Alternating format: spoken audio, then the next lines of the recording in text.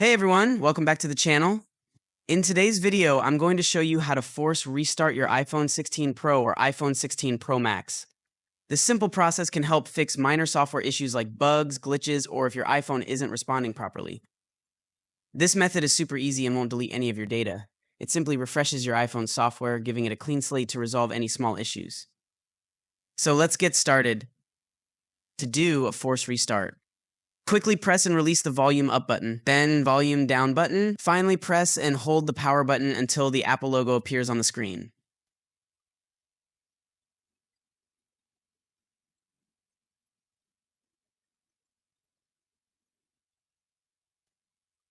Once you see the Apple logo, release the power button and let your iPhone restart. Make sure to do this quickly. If you go too slowly, Siri might activate instead.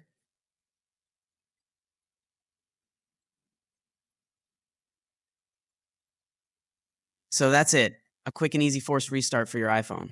This process helps fix any minor software glitches or bugs that might have been causing problems.